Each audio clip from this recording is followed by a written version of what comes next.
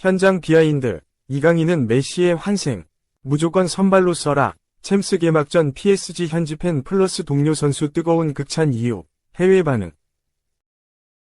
스페인 매체 아스는 28일 이하 현지 시간 파리 생제르맹 이하 PSG 이 보유한 모든 선수 중 이강인의 프로필은 루이스 엔리케 감독에게 가장 큰 가치를 제공한다.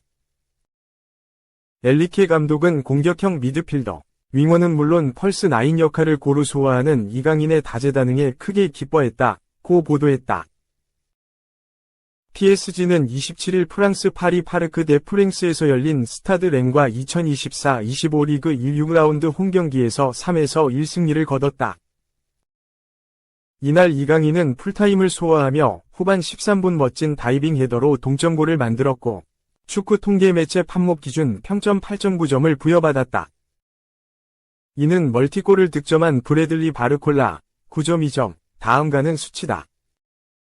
엔리케 감독은 다소 제한적인 출전 시간에도 불구하고 7경기 3골을 올린 이강인에게 극찬을 아끼지 않았다.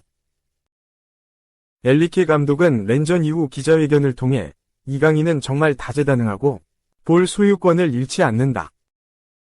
우리가 원하는 축구를 하는데 중요한 선수다. 그는 펄스9으로서 많은 공간을 점유했고 골을 넣었다고 밝혔다.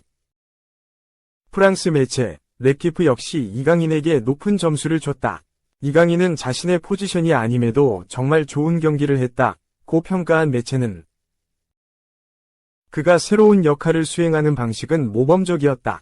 득점 장면 또한 에너지 넘치는 경기에 대한 보상이라며 평점 7점을 내렸다. 다만 이강인이 오는 10월 1일 아스널과 2024-25 유럽 축구연맹 우에파 챔피언스리그 리그 페이즈 2차전 원정 경기에 선발 출전할 수 있을지는 미지수다. 엔리케 감독은 렌전 주전 선수의 체력 안배에 보다 신경 쓰는 모습을 보여줬다. 랑달콜로 무아니의 경우 교체로 잠시 모습을 드러냈고 선발로 나선 마르키뇨스, 파비안 루이스, 우스만 덴벨레, 바르콜라는 일찍이 그라운드를 빠져나왔다. 아스는 마르코 아센시오의 부상 복귀 여부에 따라 이강인의 선발 출전이 결정될 것이라고 내다봤다. 매체는 아센시오가 몸 상태를 되찾지 못한다면 아스널전 펄스9을 소화할 유력한 후보는 이강인이다. 그는 시즌 초반 환상적인 출발로 하여금 선발 라인업에 이름을 올릴 자격을 얻었다고 전했다. 주전 자격 얻었다. 플러스 모든 포지션에서 활약, 오른쪽 화살표 엔리케 또 불공평할까? 이강인 향한 극찬 쇄도, 아스널전 선발 출전 가능성 커. 스페인의 아스는 28일 한국 시각 엔리케의 왕자님 이강인이라며 이강인의 활약을 조명했다. 이강인은 28일 프랑스 파리의 파르크 데 프랭스에서 열린 스타드 렌과의 2024에서 2025 시즌 프랑스 리그 16라운드 경기에서 선발 출전했다.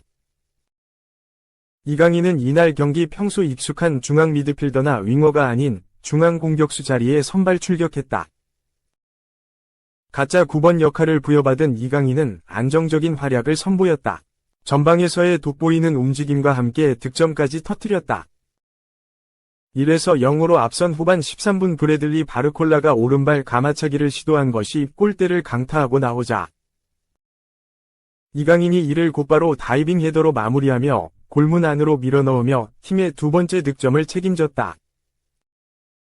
이강인의 득점으로 격차를 벌린 PSG는 바르콜라의 멀티골 활약과 함께 3대1로 승리했다. 이강인은 이날 경기 풀타임을 소화했고 한 골과 함께 기회 창출 7회, 슈팅 3회, 패스 성공률 91%, 드리블 성공률 100%, 롱패스 성공률 100%, 공소유권 회복 5회, 반칙 유도 3회 등 인상적인 활약은 기록에서도 드러날 정도였다. 엔리케 감독도 이강인의 활약상에 감탄했다. 경기 후 기자회견을 통해 이강인은 정말 다재다능하다. 압박을 받는 가운데서도 공을 뺏기지 않는다. 가짜 9번으로 기용시켜 자유롭게 뛰게 했다. 다이빙 헤더골을 넣는 장면을 보고 꼭 스트라이커 같다고 생각했다. 아주 훌륭했다. 패스와 슈팅 능력에 공간이 있는 곳으로 파고드는 움직임도 뛰어났다. 영리하게 경기하면서 골냄새를 잘 맡았다. 정말 마음에 드는 경기를 했다. 라며 이강인을 칭찬했다. 프랑스 언론도 칭찬을 아끼지 않았다. 풋메르카토는 경기 초반부터 좋은 패스를 보여준 이강인은 올바른 선택을 했고 뛰어난 기술력을 보여줬다. 슈팅이 빗나갈 때가 많았지만 결국 득점을 기록했다. 아주 좋은 경기를 펼쳤다라고 호평했다. 스페인 언론은 이강인이 엔리케 감독에게 엄청난 가치를 주는 선수라고 극찬했다. 아스는 이강인의 프로필은 엔리케에게 가장 큰 가치를 주는 선수임을 보여준다라며 이강인은 이번 시즌 3골을 기록했으며 이는 최고의 활약을 입증하는 숫자다. 엔리케는 이강인을 윙어, 공격수, 미드필더 가리지 않고 배치했으며 활약을 칭찬했다라고 전했다. 이어 만약 마르코 아센시오가 부상에서 완벽하게 회복하지 못한다면 가짜 9번 자리를 차지할 가능성이 가장 큰 선수는 의심할 여지 없이 이강인이다. 그는 랭과의 경기 후 선발 자격을 얻고 있다라고 설명했다. 엔리케는 최근 인터뷰에서 내 직업은 불공평한 일을 하는 것이다 라며 지로나전에서 16명의 선수가 보여준 일들은 그들이 선발로 뛸 자격이 있음을 보여준다. 하지만 11명만 이 선발로 뛸 수 있다. 그렇기에 나는 이번 시즌 내내 불공평할 것이다. 나는 그들 중 많은 선수에게 불공평하기를 바란다. 그것은 그들이 준비됐다는 의미며 높은 수준에 있다는 것을 보여준다. 나는 가능한 최선의 방법을 시도했지만 4에서 5명의 선수에게는 불공평했다. 그것이 인생이다. 라며 이강인을 비롯해 몇몇 선수들에게 선발 선택에서 불공평하게 대할 수밖에 없었다고 설명했다. 실제로 이강인은 뛰어난 활약에도 불구하고 이번 시즌 꾸준히 선발과 교체 명단을 오갔다. 이강인이 다양한 포지션에서 활약하며 엔리케 감독과 팬들을 매료시켰다. 최근 활약이 붙박이 주전으로 자리 잡는 기회로 이어질 수 있을지도 귀추가 주목된다. 3. 황희찬에게 패스 좀. 메뉴 레전드. 파이널 서드 터치 1회. 황희찬의 충격 오른쪽 화살표. 울브스. 100패스 좀 그만해. 글로벌 매체 스포츠 바이블은 29일 한국 시간 게리 네빌은 리버풀이 울브스를 2에서 1로 승리하기 직전에 믿을 수 없는 폭언을 퍼부으며 경기를 계속 보기 어렵다고 했다. 라고 보도했다. 울버햄튼은 29일 영국 울버햄튼에 위치한 몰리뉴 스타디움에서 열린 리버풀과의 2024에서 2025 시즌 잉글리시 프리미어리그 6라운드 홈경기에서 1에서 2로 패했다. 이날 울버햄튼은 전반 추가 시간 리버풀 센터백 이브라임 코나테에게 헤더 선제골을 허용하며 끌려가기 시작했다. 전반전을 0에서 1로 마쳤지만 후반 10분 라얀 아이트 누리의 동점골로 경기 균형을 맞추는 데 성공했다. 그러나 후반 13분 울버햄튼 풀백 넬송 세메두가 페널티 박스 안에서 리버풀 공격수 디오고 조타를 뒤에서 잡아당겨 넘어뜨려 리버풀의 페널티킥을 내줬다. 이후 모하메드 살라가 페널티킥을 성공시키며 다시 앞서가기 시작했다. 실점을 내주며 다시 끌려가기 시작한 울버햄튼은 후반 23분 벤치에 있던 황희찬을 투입하며 총공세에 나섰지만 끝내 두 번째 동점골을 만들지 못하면서 리버풀의 1에서 2로 패했다. 리버풀은 울버햄튼전 승리로 승점 15, 5승 1패를 거두며 프리미어리그 선두로 올라섰다. 그러나 울버햄튼은 또다시 리그 첫 승을 올리지 못하면서 승점 1, 1무 5패를 유지해 리그 최하위 탈출에 실패했다. 한편 경기가 끝나고 황희찬의 경기력이 화제가 됐다. 이날 황희찬은 후반전 교체로 나와 약 20여 분을 소화했는데 공격 포인트를 올리지 못했을 뿐만 아니라 골 터치 횟수가 4번에 그쳤다. 슈팅은 한 개도 기록하지 못했다. 울버햄튼은 황희찬에게 게임 체인저 역할을 기대했지만 황희찬은 교체로 나와 종료 휘슬이 울리기 전까지 공을 잡는 것도 어려워했다. 울버햄튼 소식을 주로 전하는 영국 몰리뉴도 황희찬은 22분 동안 경기에서 뛰었지만 단 4번만 공을 터치하면서 사실상 존재하지 않았다. 라고 지적했다. 이어 게리 오닐 울버햄튼 감독은 황희찬의 활약에 실망했을 거다. 라며 그는 분명 동점골을 노리고 황희찬을 투입했지만 안타깝게도 그런 일은 결코 일어나지 않았다. 라며 울버햄튼을 이끄는 게리 오닐 감독이 황희찬에게 실망했을 거라고 주장했다. 그러나 맨체스터 유나이티드 레전드 수비수 게리 네빌의 생각은 달랐다. 영국 스카이 스포츠에서 해설가로 활동 중인 네빌은 리버풀전에서 황희찬의 볼 터치 횟수가 적은 건 울버햄튼의 전술 때문이라고 말해 눈길을 끌었다. 매체에 따르면 경기를 본 네빌은 경로에 골키퍼에게 다시 패스하는 건 나를 미치게 만든다 라며 골이 필요하다는 걸 알고 있는 걸까? 너무 답답해 도저히 볼 수가 없다 라고 말했다.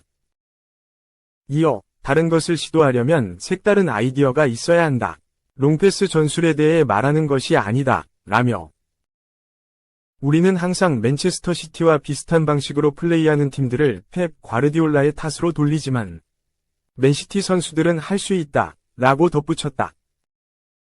그러면서 우리는 지금 순위가 하위권에 있는 팀이 센터백과 골키퍼 사이에서 패스를 6번이나 하고 있는 걸 보고 있다 라며 경기 종료 4분을 남겨두고 골이 필요한 상황인데 이건 받아들일 수 없다 라며 득점이 필요함에도 후방에서 패스를 돌리는 울버햄튼 전술을 지적했다.